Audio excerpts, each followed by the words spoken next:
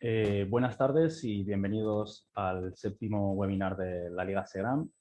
Y nada, en esta jornada los casos propuestos han sido los enviados por los residentes y en ese sentido pues, nos acompañan hoy el doctor Benito Fernández del Hospital Universitario Reina Sofía de Córdoba. Buenas tardes, Benito. Hola, buenas tardes. Sí, gracias por la presentación.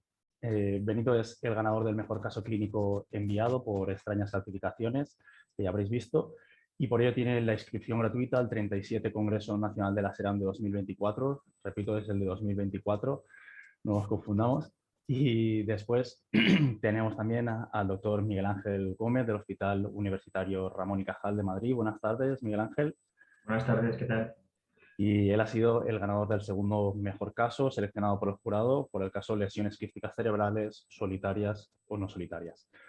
También tenemos la suerte de contar para la moderación de los casos con el doctor José Ángel Larrea, neurointervencionista en el Hospital Universitario de Donostia. Buenas tardes, José Ángel. Hola, buenas tardes a todos. Encantado. Y la otra, Yolanda Herrero, del Hospital Virgen de la Salud de Toledo, para moderar el caso de patología musculoesquelética. Buenas tardes, Yolanda. Buenas tardes, muchas gracias a todos.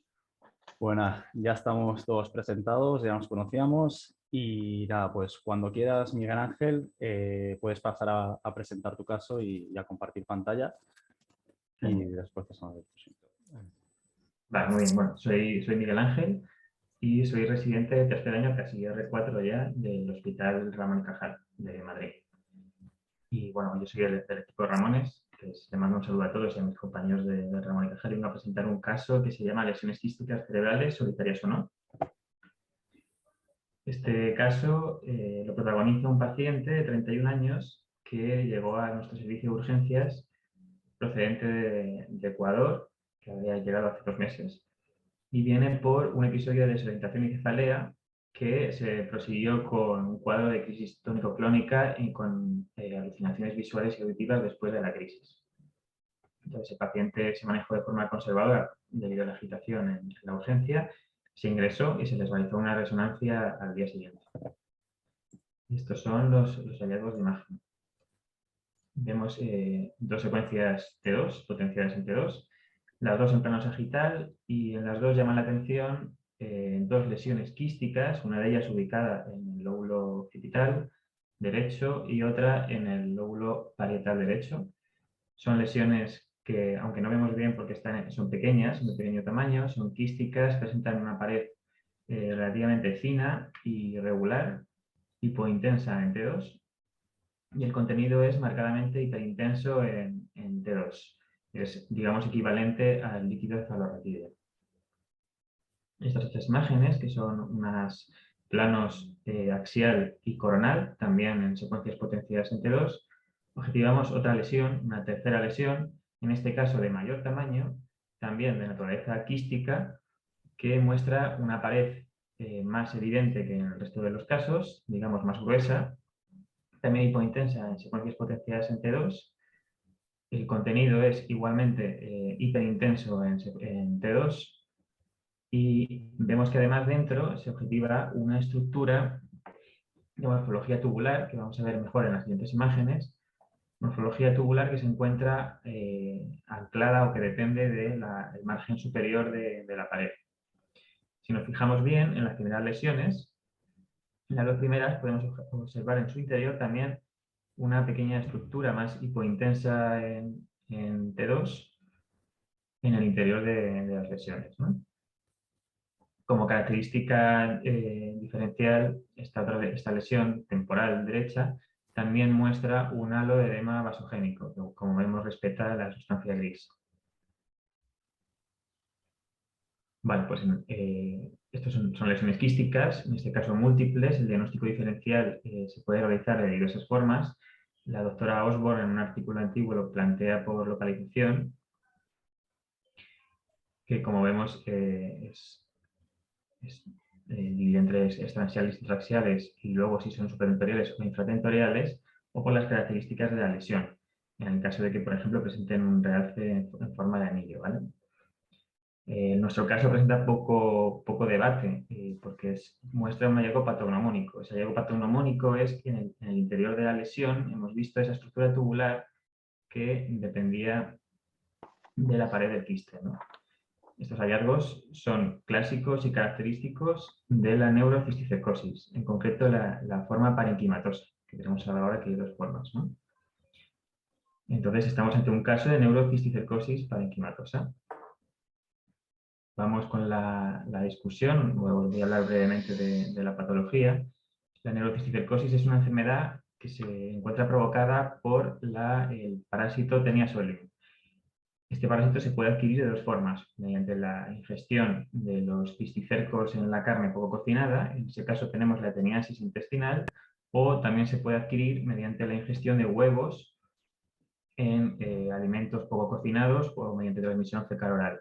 En este caso, estos huevos llegan al intestino y atraviesan la pared intestinal, acceden a la circulación sistémica y se implantan en diversos tejidos del ser humano. Entre ellos destacan por frecuencia el cerebro, también los ojos y los músculos. Son lugares de implantación frecuente. Ahí se implanta el huevo de Taenia solium y se desarrolla. Entonces, ¿por qué es importante esta patología? Bueno, porque es una causa de epilepsia fundamental en países endémicos, donde se dice que hasta llega a ser responsable de hasta un 30% de las epilepsias. Hoy en día vivimos en un mundo globalizado y estas personas, aunque no seamos un área endémica, pues acaban llegando a nuestros hospitales igualmente. Además, coincide que esta patología es endémica en países de América Central, fundamentalmente, y América del Sur, que por motivos idiomáticos, pues es una procedencia muy frecuente de las personas que inmigran a nuestro país. Con lo cual también lo veremos con más frecuencia en España que quizás en otros países de Occidente. También es endémica, por cierto, en Asia y en África, no solamente en América del Sur y América Central, pero es típica de allí. Habitualmente se manifiesta con crisis epilépticas, a veces también cefalea, como nuestro paciente, o focalidad neurológica, y en las formas intraventriculares puede dar lugar a hidrocefalia y hipertensión intracraneal. Suele presentarse en adultos jóvenes y los síntomas, no todos los casos son sintomáticos, se dice que se desarrollan entre 1 de cada 5 de los infectados y habitualmente la clínica empieza a los 2-5 años de manifestación. Es una patología que cuando los hallazgos radiológicos son típicos, pues permite un diagnóstico sencillo, como es nuestro caso, ¿no? Que es patognomónico. Además, distinguimos entre dos formas de neurocisticercosis, la parenquimatosa y extraparenquimatosa, dependiendo de dónde se implanten esos huevos. Si se implantan en el parenquima cerebral, parenquimatosa, y si lo hacen, sin embargo, en el espacio subaracnoideo, tanto en el de las convexidades cerebrales como en el espacio ventricular, lo llamamos extraparenquimatosa. Entonces, y tienen un curso clínico y unas manifestaciones radiológicas totalmente distintas. Más frecuentemente lo encontraremos en espacios subaracnoideos intracraneales. Se cree que en muchos casos de forma parenquimatosa son en realidad formas extraparenquimatosas en espacios subaracnoideos que se introducen en el interior de los surcos y que cierran y aíslan ese surco del resto del espacio subaracnoideo, pareciendo intraaxial, cuando en realidad no lo son.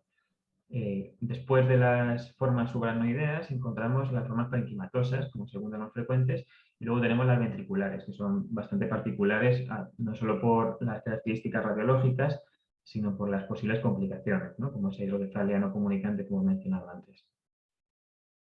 Entonces, esta patología es muy bonita, a mi gusto, porque es una patología muy dinámica y las manifestaciones radiológicas y clínicas van a depender de esa relación entre el parásito y la respuesta del huésped. Entonces, se distinguen una serie de estadios patológicos y, por tanto, radiológicos en función de en qué momento de esta evolución pillemos a esos cisticercos, ¿no? Es habitual que el 50% de los pacientes tengan lesiones en distintos estadios. Entonces, esta es una tabla que resume los hallazgos, los voy a contar de forma breve.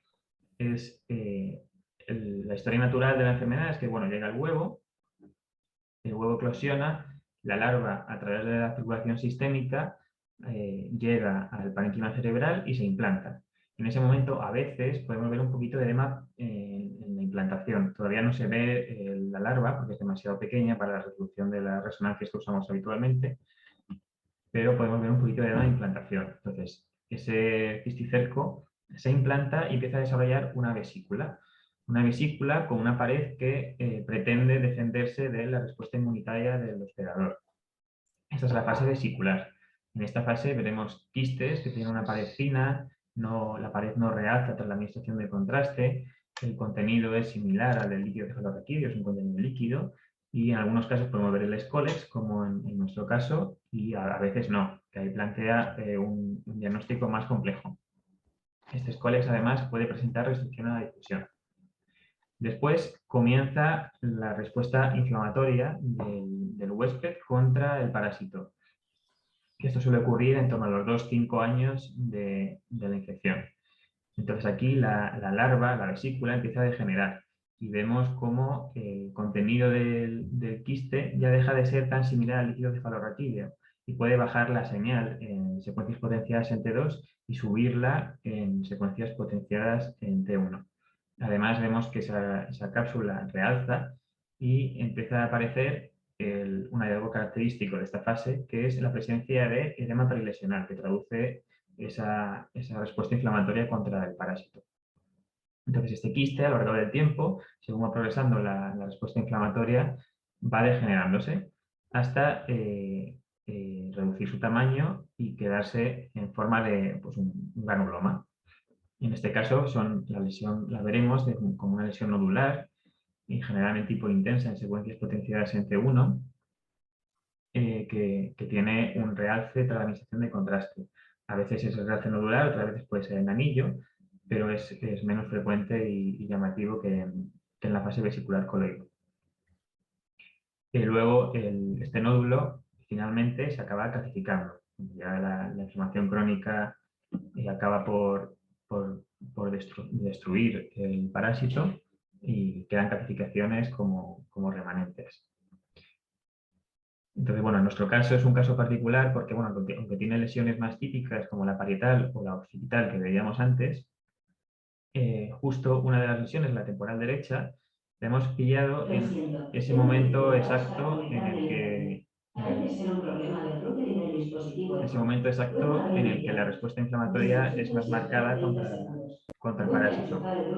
Entonces vemos que tiene un edema perilesional bastante marcado y que ese escólex se encuentra en anasarca. Vemos un escólex que está aumentado de tamaño y con una señal T2 también aumentada. Hemos encontrado justo ese momento en que el escólex está muriendo, ¿no? En ese proceso de degeneración de la vesícula. Por eso lo particular de este caso, que no es lo habitual. Entonces este estadio es un estadio muy propenso a dar clínica. Por la intensidad de la respuesta inflamatoria es mayor y por lo tanto es más frecuente que dé crisis tónico-clónicas, como es en nuestro caso, o cefalea. Entonces, bueno, vamos a revisar las preguntas. La primera de ellas nos preguntaba cuáles eran los hallazgos, o sea, a qué correspondían estos hallazgos que vemos en las imágenes, ¿no? La respuesta correcta era neurocisticercosis. La habéis respondido correctamente todos, así que muy bien. Las otras opciones, la hiatriosis cerebral, es menos frecuente, porque bueno, en este caso es muy sencillo porque vemos el escólex, ¿no? Pero si no viéramos el escólex, pues la hiatriosis son en general lesiones con una pared más fina, no suelen tener relación anillos, salvo que estén complicados, tienen manifestaciones clínicas distintas. Además que la procedencia de esos pacientes no suelen provenir de áreas endémicas, sino por ejemplo en España la hiatriosis es más frecuente, mientras que en América Central no se ve apenas. También puede ser una metástasis de carcinoma de pulmón, que sabemos que tienen cierta tendencia de generación quística, pero para nada es el caso del paciente y los accesos tampoco nos concuerdan con la clínica ni con las manifestaciones radiológicas. La segunda pregunta nos plantea cuál creemos que, según los hallazgos radiológicos, puede ser la lesión responsable de la clínica del paciente. Esta lesión, como hemos visto, las lesiones que suelen dar más clínica son aquellas que tienen una respuesta inflamatoria más marcada. Y de todas las lesiones que tenía el paciente, la que tenía mayor inflamación es la temporal derecha. Esta la habéis respondido prácticamente todos correctamente. La clínica del paciente, bueno, hay un porcentaje pequeño de personas que han respondido que la occipital izquierda. Me imagino que esto puede ser porque el paciente vino con con alucinaciones visuales y auditivas también, ¿no? Pero imagino que eso fue por afectación, digamos, secundaria por contigüidad, ¿no? Primero quitas auditivas por ubicarse en la zona temporal y luego desarrolló alucinaciones occipitales. Pero bueno, lo que es claramente marcador de que esa lesión causante de la clínica del paciente es esa respuesta inflamatoria que vemos en forma de edema perilesional. Disculpa que te interrumpa, Miguel Ángel, queda un Sí, minuto. vale. La siguiente pregunta: ¿en qué fase es típica la presencia de edema perilesional? Hemos repasado todas las fases y recordamos que es la vesicular coloidea, que es donde empieza esa respuesta inflamatoria contra el parásito. Y esta la habéis respondido correctamente todos vosotros. Así que muy bien. Y por último, bueno, me falta una más. Esta es la penúltima. ¿Cuál de los siguientes no está presente en la fase 2 vesicular de la enfermedad? Vale, el edema. En la fase 2 todavía no tiene lugar la respuesta inflamatoria. Las paredes finas sí que están presentes en esa fase, son las paredes de la vesícula. Y por último, ¿en qué fase es más certera la TC que la resonancia? Esto es evidente, la fase nodular calcificada, ¿no? La calcificación hace que sea más reconocible en la TC. Da igual, la habéis tratado de la práctica totalidad de todos vosotros. Estos son unos 3 artículos que me gustaría recomendar. 2 de ellos hablan de la neurocisticercosis y uno de ellos, de la doctora Osborne, del diagnóstico diferencial de las lesiones quísticas intracraneales. Y eso es todo. Genial, pues muchas gracias. Muchas gracias, Miguel Ángel. Muy bien la presentación. No sé si el doctor Larrea tenía alguna pregunta. Pues muchas gracias, felicidades Miguel Ángel por tu presentación, ha sido muy clara, un repaso precioso, una patología que, como dices, pues radiológicamente es muy bonita por lo florido de las manifestaciones, las distintas fases y porque es, bueno, pues uno de esos diagnósticos patognomónicos, ¿no? Que si ves el quiste con el escoles, pues ya está, ¿no? Así que muy bien, felicidades. Y sí quería preguntarte si existe algún protocolo o guía de seguimiento, de marcador por imagen cuando se hace tratamiento de estos pacientes, ¿no? Pues, bueno, el tratamiento de estos pacientes consiste en albendazol. A veces se añaden corticoides en casos con mucha inflamación o resecciones quirúrgicas, pero no es lo habitual. Y bueno, este caso en su momento lo comentamos con el que lleva la medicina tropical en mi hospital, que es el doctor Rodríguez Vélez, y justo hablamos de eso, si plantear algún seguimiento en algún momento de la patología del paciente. Y nos comentó que bueno, si con el tratamiento el paciente persiste asintomático, en general no se hacen pruebas de imagen, salvo que por algún interés académico o para confirmar la resolución de esas lesiones. Y luego si vuelve a presentar clínica el paciente, ahí sí que estaría indicado hacerle sin ninguna duda una resonancia para ver si tiene alguna lesión nueva o alguna de las lesiones vesiculares ha evolucionado a vesicular cólida y ha desarrollado una respuesta inflamatoria. Muy bien. O sea, si vemos calcificación, digamos, en todas las lesiones identificadas, podemos ya concluir que, bueno, el paciente digamos, puede estar curado de esa enfermedad o al menos no hay, en principio, si no hay clínica, temor a que progrese, ¿no? Sí, hasta donde tengo entendido, sí. Aunque bueno, a veces, como todo es complejo, es un espectro todas las fases forman un espectro y se superponen algunos hallazgos. Y a veces tienes un granuloma parcialmente calcificado con un poco de edema que todavía puede dar síntomas.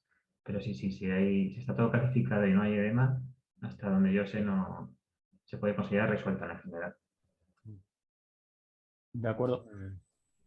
Genial, pues si os parece, pasamos al siguiente caso. Y nada, pues cuando quieras, Benito, puedes pasar a presentar tu caso sobre patología musculoesquelética, extrañas calcificaciones. Que podemos ir las diapositivas. Vale, de acuerdo. Pues estas eran las radiografías que se le hicieron a la paciente. Son proyecciones antero-posterior del muslo izquierdo y una proyección focalizada. En ella apreciamos los tejidos blandos de la cara interna del muslo izquierdo, más o menos a nivel del tercio medio, una lesión nodular única que mostraba unas calcificaciones que se ven mejor en la proyección focalizada, que son espiculadas y tienen una distribución radial fundamentalmente. Esta lesión no se encuentra en relación con la diáfisis femoral, que en principio no presenta alteraciones valorables. Se completó el estudio con ecografía.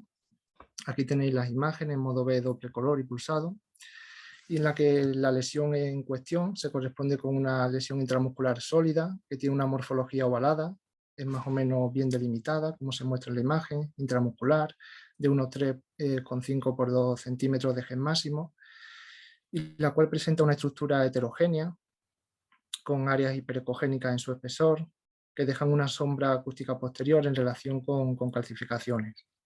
En el estudio de Doppler color presenta una vascularización aberrante, así bizarra, con registros espectrales tanto arteriales como venosos, y es de un predominio periférico. Se completó el estudio con resonancia magnética. En este caso traigo pues, las imágenes más representativas, que son unos cortes axiales T2, coronal T1 y después secuencia coronal T1 FASA, sin contraste y tras la administración del mismo. Pues aquí evidenciamos en lo que es el tercio medio del músculo recto interno izquierdo una lesión intramuscular que parece pseudoencasulada, bien delimitada, no tiene componente graso. En las secuencias potenciadas en T1 presenta unas áreas en su interior más hipointensas en relación con las calcificaciones descritas y no ocasiona infiltración de las estructuras adyacentes, simplemente ejerce un efecto expansivo, rechazando la musculatura. Tras la administración de contraste vemos que presenta un intenso realce, el cual es de predominio periférico fundamentalmente, y a la paciente se le completa el estudio aproximadamente algo más de 2 semanas después con TAC de muslo. En este caso se muestra sin contraste, en este caso se muestran planos axial y coronal con algoritmos tanto de reconstrucción ósea como de partes blandas, en los que nos vamos a fijar sobre todo en el patrón de calcificación, que es la ventaja que nos proporciona el TAC. Y son unas calcificaciones de predominio central y centrífugo, espiculadas hacia la periferia, con una morfología radial. Y otro aspecto que nos llama bastante la atención de este caso es que, pese a haber pasado algo más de 2 semanas desde el estudio de resonancia inicial hasta el estudio de TAC, la lesión ha mostrado un crecimiento muy importante, un crecimiento significativo en poco tiempo. Bueno, pues en cuanto a la discusión de este caso, tenemos que tener en cuenta que las calcificaciones en tejido blando originan un amplio diagnóstico diferencial, en lo que tenemos que considerar tanto hallazgos de imagen como los antecedentes del paciente, así como datos clínicos y analíticos. En este caso, pues nos enfrentamos a una lesión calcificada, que es circunscrita focal, en principio es única con los estudios que hemos realizado, en una paciente que no tiene alteraciones analíticas, tampoco refiere ningún antecedente traumático, y dicha lesión ha mostrado un crecimiento muy rápido en poco tiempo, pero es un patrón de calcificación que es predominantemente central con diseminación, digamos, centrífuga hacia la periferia. En cuanto a las preguntas de este caso, y con ello vamos a abordarlo un poco más en profundidad, la primera de ellas nos preguntaban cuál creemos que sería la orientación inicial. Pues la mayoría habéis respondido correctamente, sería sopesar una neoplasia maligna. Hay características tanto clínicas como radiológicas que nos orientan a malignidad, el hecho del crecimiento, el patrón de calcificación, espiculado, centrífugo. También la vascularización bizarra, una vascularización aberrante, sin ninguna organización. Es verdad que posteriormente consideraremos la miositis osificante en el diagnóstico diferencial de estas lesiones y en principio no parece un proceso infeccioso de partes blandas, no se nos proporciona ningún dato clínico que nos oriente a eso, tampoco una calcificación típica de lesiones quísticas y dactídicas o, por ejemplo, la cisticercosis musculocutánea, no sugiere una calcificación de origen infeccioso y tampoco traumático. La segunda pregunta que nos hacían era cuál de las siguientes opciones es característica de la miositis osificante. También la mayor parte habéis respondido correctamente. Es el patrón de calcificación que es periférico y centrípeto en esta entidad, que es un proceso proliferativo benigno que consiste en una osificación heterotópica de partes blandas y generalmente está causado por traumatismo o bien neuropatía. Tiene un curso que es benigno y autolimitado. Como se muestran en estas imágenes, pues se trata de una osificación periférica densa y que confluye hacia el centro de la lesión, como se ve en el diagrama. En nuestro caso era al contrario. Esta pregunta generó un poco más de controversia sobre cuál podría ser el diagnóstico definitivo de la lesión. Es verdad que cuando llegó este caso al servicio, pues las opciones, todas las que están puestas, fueron las que planteamos en un principio. El tumor fibromisoide osificante, pues es verdad que no lo descartamos inicialmente, puesto que suelen ser una lesión bien delimitada y si tiene calcificación suele ser periférica, así como debido al componente misoide en la secuencia de resonancia potenciada en T2 va a tener una marcada hiperintensidad. En cuanto al sarcoma pleomórfico indiferenciado, con foco de metaplasia ósea, en este caso era el anteriormente denominado histiocytoma fibroso maligno, predomina más en pacientes de edad más avanzada, unos 60 años aproximadamente. Este es el tipo más común de sarcoma de tejido blando y en caso de presentar calcificaciones, que no es lo más frecuente, suelen ser también curvilíneas, puntiformes, no un patrón como el que presentaba nuestro caso. Finalmente el sarcoma sinovial también lo consideramos, lo que pasa es que esta lesión suele estar más en relación próximo a estructuras articulares y también si tiene algunas calcificaciones que se presentan en menos de un tercio de los casos, suelen ser algunas calcificaciones aisladas y distróficas. A continuación, pues si para el diagnóstico tuviéramos que elegir entre un tipo de osteosarcoma, ¿con cuál nos quedaríamos? Pues la mayor parte también habéis respondido correctamente. Se trataría de un osteosarcoma extraesquelético. Ahora vamos a abordar los otros diferentes tipos. Como sabía, el osteosarcoma, pues la neoplasia maligna ósea no hematológica más frecuente y suele encontrarse en la metáfisis de los huesos largos.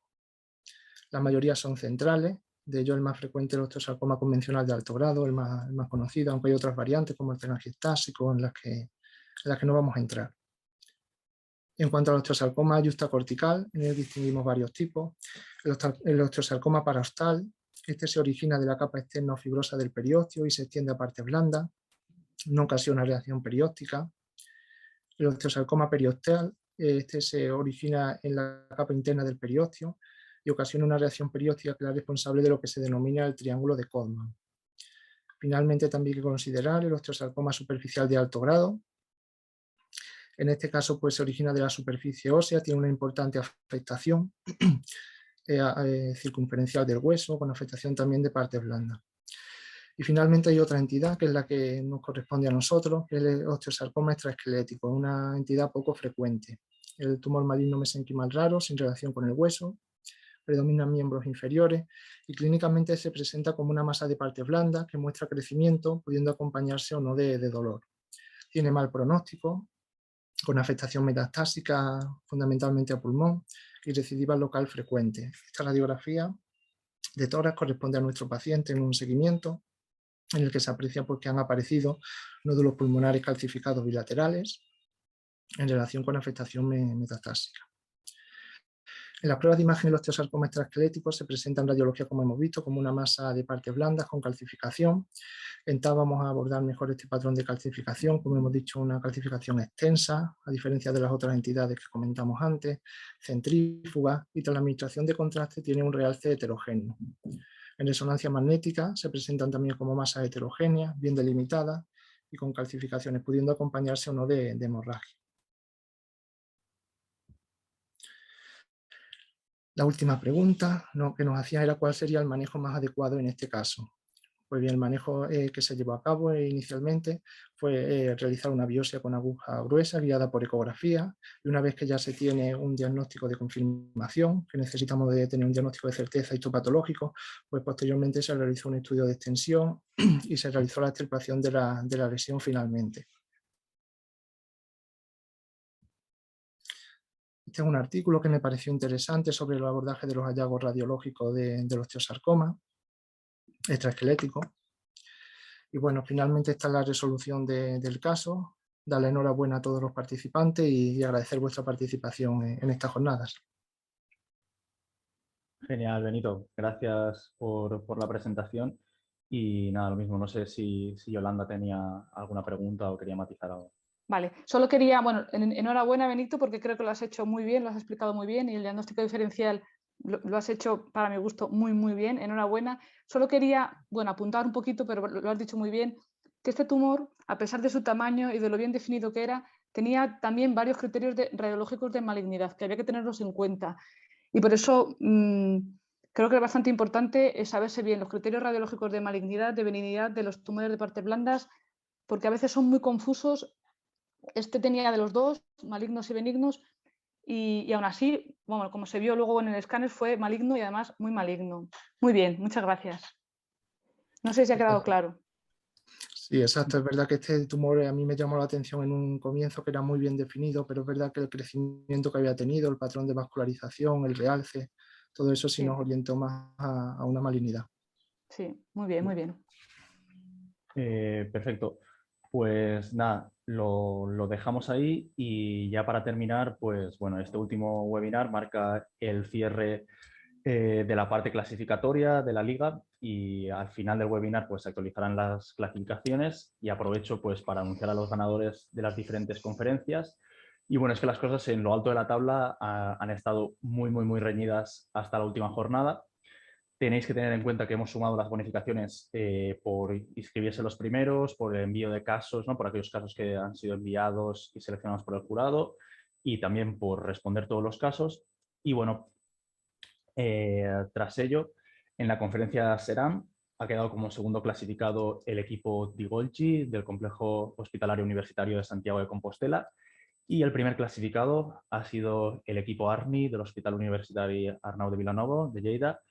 Así que enhorabuena a los dos y en la conferencia CIR el primer clasificado han sido los espectros MX, a ver si lo digo bien, del Hospital Universitario de la Universidad Autónoma de Nuevo León, de Monterrey, México.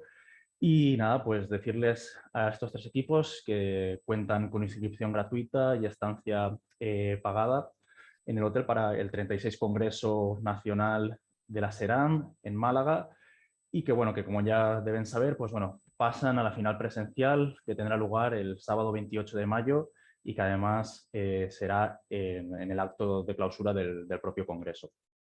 Y bueno, desearles mucha suerte, espero que se empiecen a preparar y que venga mucha gente a animarles. Y por último, pues bueno, también me gustaría reconocer el esfuerzo del equipo Polígono de Willis de Panamá, que ha quedado segundo en la conferencia CIR, y ya os digo, con una puntuación muy reñida. Y además, recordaros que en los próximos días pues, subiremos también una lista a la plataforma con los 30 residentes que han acertado, bueno, que han obtenido la puntuación más elevada y que obtendrán pues, los 10 primeros inscripción para las jornadas ARS SERAM de 2023 y los 20 siguientes pues, acceso a determinados cursos transversales de la SERAM. La verdad que enhorabuena a todos por participar. Sabemos que los casos han sido complejos y han sido muy exigentes. Pero vamos, yo creo que el resultado de todos los que habéis competido es magnífico y nada, pues muchas gracias y gracias también a los ponentes y a los moderadores del webinar.